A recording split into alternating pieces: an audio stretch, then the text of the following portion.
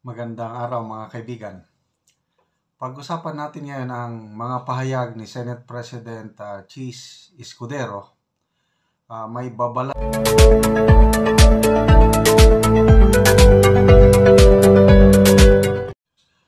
Magandang araw mga kaibigan. Pag-usapan natin ngayon ang mga pahayag ni Senate President Chis Escudero. May babala siya o may panawagan siya sa administrasyon ngayon sa gobyerno na dapat maghanda dahil may nakikita siyang uncertainties o posibleng hindi magandang pangyayari sa ating bansa. Kaya sabi niya, there is no reason for the Philippine government to be caught flat-footed and stand helpless as the ground beneath it caves in. Medyo mabigat ito, malalim. Hindi pwede na patulog-tulog lang sa pansita ng gobyerno na hindi naghahanda, baka mamaya biglang landslide o cave in, biglang gumuho ang lupa, kawawa ang bayan. So, ano ba yung nakikita niyang uncertainties sa kinabukasan ng ating bansa? Okay, ito. Sa Manila Bulletin. By the way, salamat ulit kay Yodora. Walang sawang pagtulong ni Yodora. Palaging nagre-research. Pinapadalhan niya ako ng ganitong article. Sa Manila Bulletin.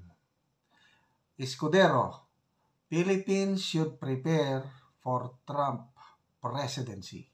Tungkol ulit ito sa pagkapanalo ni President-elect Donald Trump ng Amerika. Kasi sa gobyerno natin, ang sinasabi lang yung ating ambassador to the US, sabi niya, there's no problem. Kahit sinong manalo, matalo, kahit Trump, aliado pa rin tayo. Ganun lang sinasabi. Magkaibigan pa rin daw ang US at Pilipinas. Correct.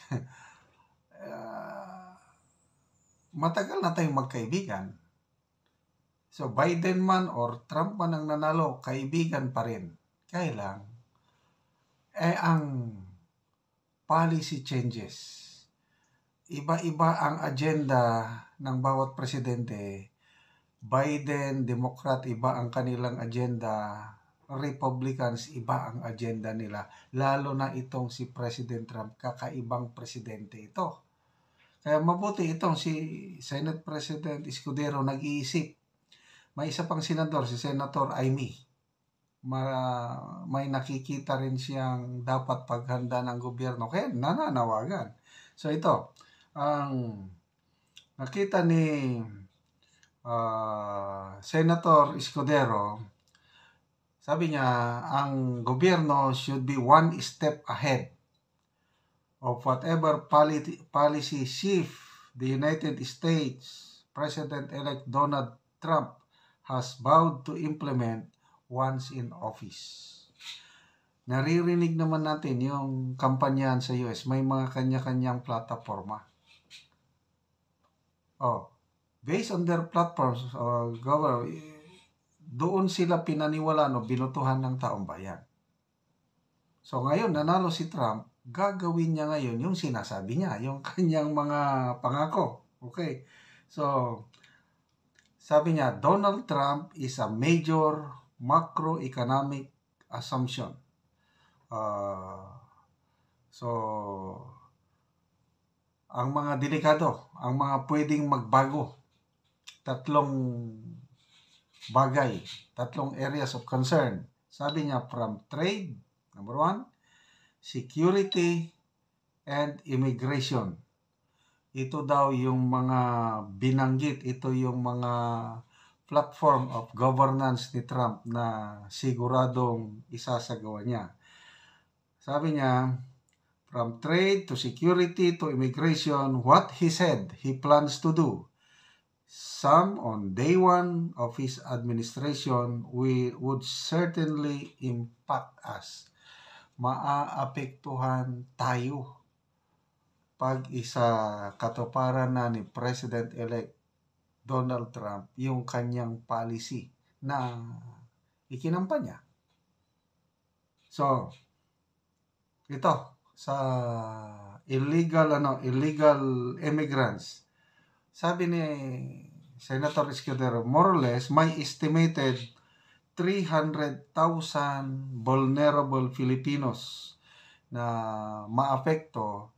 Baka ito na daw yung magkakaroon ng greatest mass deportation in US history. At ito, inaasahan na sa Amerika. Hindi lang mga Pilipino undocumented workers. Iba't ibang countries, ang dami doon.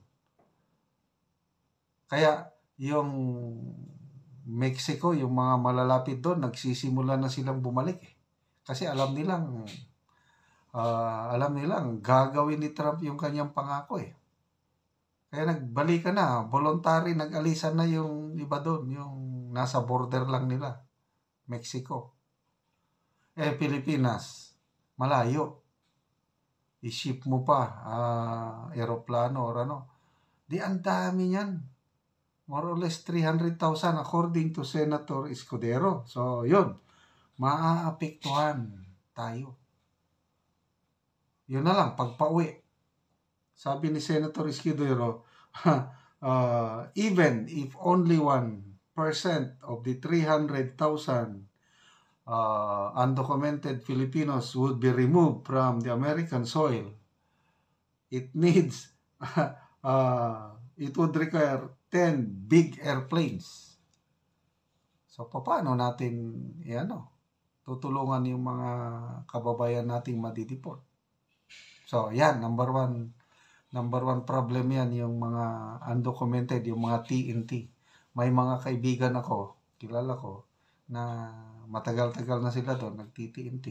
Ngayon, wala. Pasensya, nanalo si President-elect Trump. So, immigration pa lang yan. Punta tayo sa trade. Okay.